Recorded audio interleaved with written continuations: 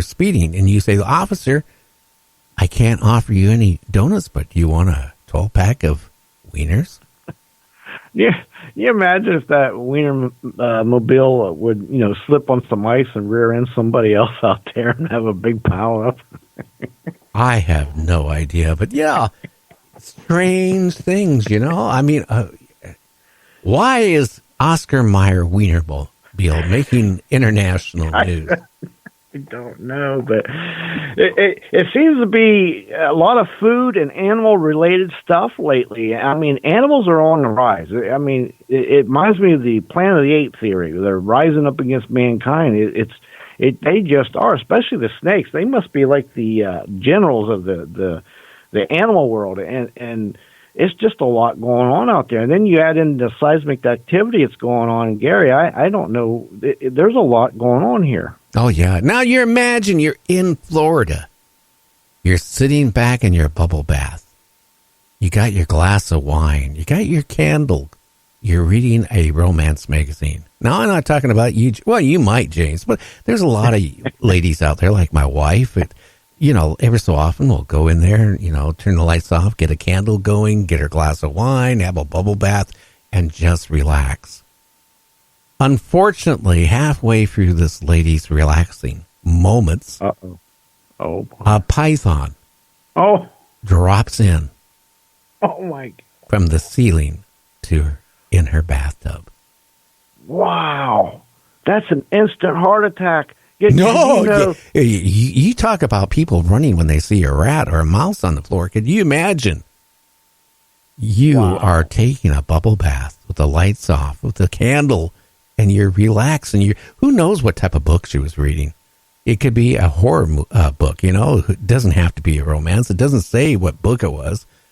But then you have a snake drop in on you. It would be scary as you know what.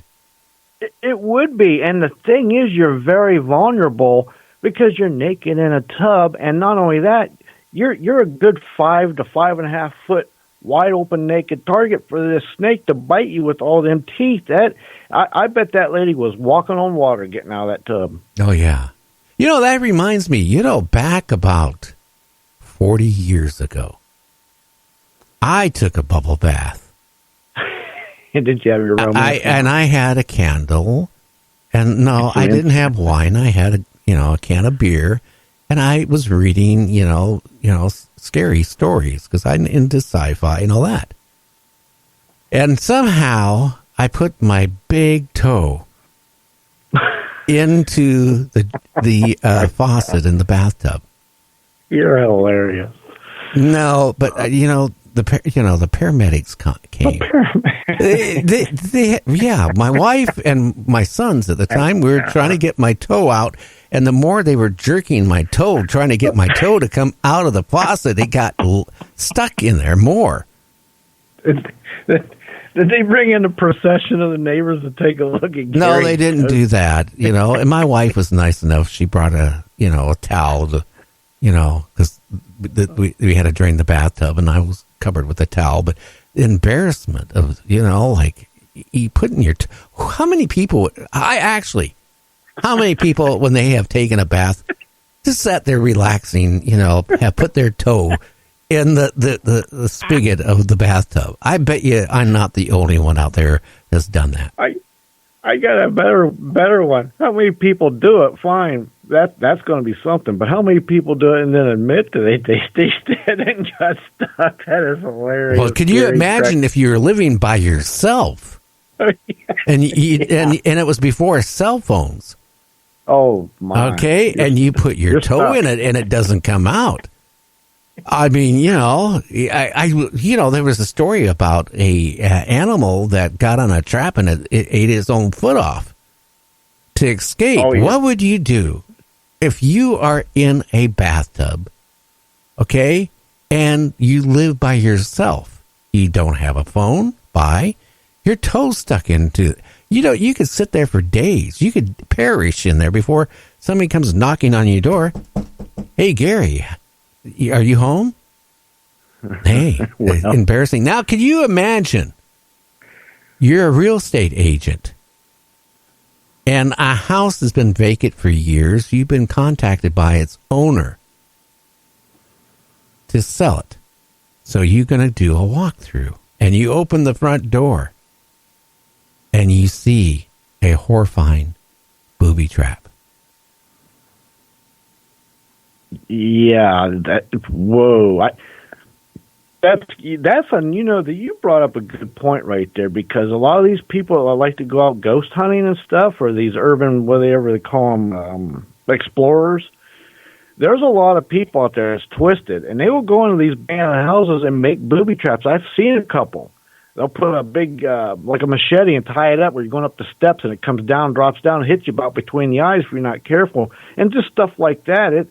Some people have a very twisted out there, and you got to be careful in these abandoned buildings and houses because of that stuff. Now, this is really scary looking. It looks like a great big, huge knife, and it's set up to, like, when you open up the door, it releases and then comes right at you. Yeah. And it's not the pointed end coming. It's like the slicing end is coming towards you, like just about head and neck level. Ouch. And again, I've seen these stuff, and a lot of people don't even think about that when they're out, doing these urban explorers or even ghost hunting in these abandoned buildings that maybe they sneak into. But there's a lot of people out there that just, they're very not as nice as other people, so they'll set up these devious things, and you could really get hurt. You got to be careful. And your perfect example of what you're talking about right there, Gary. Well, could you imagine you're living in New Bern, or Australia, okay? And you go into your bathroom, and you see two fighting creatures. Well, they happen to be pythons fighting. Oh, again with the snakes. Are the snakes trying to tell us something? I've seen oh boy, two pythons fighting in your bathroom. Me, I would probably get them out. I'm just that way. But my advice is shut the door and call a professional, because that's going to lead to somebody's going to get bit by a snake and you're liable to get eaten. Yeah, or tore apart. There is a story of a road in Sydney, Australia. It's the most haunted road in the world. People have seen people that have vanished 20, 30, 50 years ago walking on the side of the road. When they pull over to help them, they disappear in the fog. Oh boy, I tell you, that right there will get your attention and get your hair on the back of your neck. That reminds me when I was at Gettysburg a couple of years ago, and it was 10, 11 o'clock at night, 3 nights in a row in the middle of this road outside of town in the country.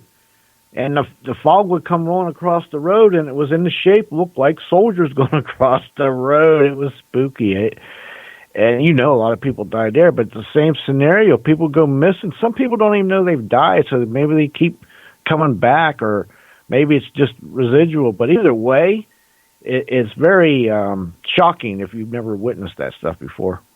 Well, interesting. You know what? Back in 2017, a famous Russian scientist warned that an asteroid dubbed 2016 WF9 was destined to hit the Earth. Well, it didn't happen. But now researchers suggest something even worse. Uh-oh. Okay, that there is an asteroid heading towards the moon, which then could cause the moon to crash into Earth. Wow. That would be bad. Even to knock the moon out of its orbit a little bit, or that would have to be a pretty good asteroid to do that. But I'll tell you, it wouldn't take much. That would throw things. People don't realize how important the moon is, but you throw that moon out of whack just a little bit, it would throw off the tides, which would throw off the currents, which would throw off our weather, and that's just a big what he's saying is, although the moon is currently spinning away from us at a rate of about 3.8 kilometers a year, experts believe that the future this could change. with a hit of an asteroid, which then could cause the moon to collide with the Earth. The energy release of them merging would melt our planet into magma. Yeah. And it says, nevertheless, none of us would survive to worry about it. And now this prediction comes from Dr. Jason Barnes, a planetary scientist at the University of Idaho. That's very interesting, because also with that theory, what about all the people, like we've talked to Agnos there, who said that the moon is an artificial body and it was made and put there by somebody? So that ponders the question, if that was going to happen, and the people, if that's true, if the moon is artificial and it was made, the makers of that, would they be aware of this and would they try to stop it? I have no idea. I wonder what the warranty, if it is a artificial moon, maybe I wonder what the warranty is for. But what they said is that this asteroid that missed Earth, that they thought it was going to hit, the next time it comes around, it's going to hit the moon, and it's a huge asteroid. It's one it would, if it hit Earth, it would be a near life extinction. Okay, if it hit the moon, it would then, at the course that this scientist is saying, it will actually cause the moon to come and collide with Earth. Gee, that could you imagine how scary that would be? Every day you're looking at the moon and it's getting bigger and bigger, and then one day it just hits. Yeah, let me tell you something.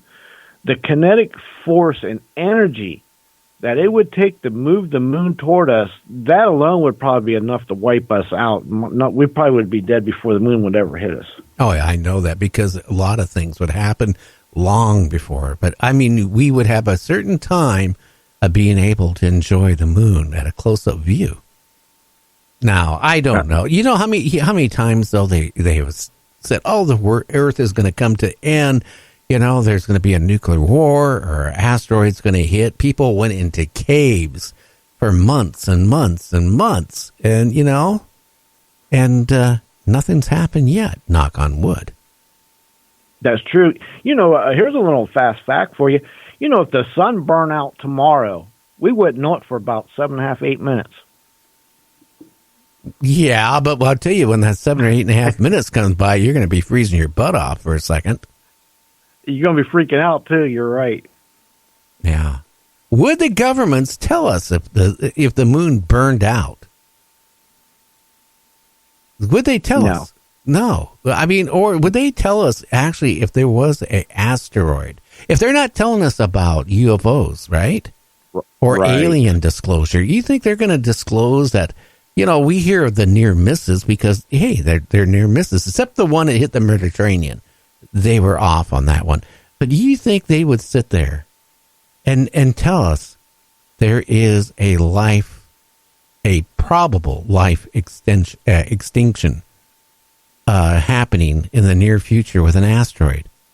They wouldn't tell us, because society would instantly break down. Right. You're absolutely right. I think it'd be like that one movie that was out about, 10, 15, 20 years ago. They knew a year in advance. It's called an Ellie event, and they didn't say nothing until like the last week or month that it was going to hit and end the world. Yeah. And the one guy's on the beach, and that's where I always tell you, Gary, if you're on the beach, you see the ocean going out real fast, you're in trouble. Yeah, well, you're not going to run away for it. We'll be back in about 9 minutes. You're listening to Night Dreams Talk Radio After Dark. Hoping for what's true. I'm trawling for honor in this shadow.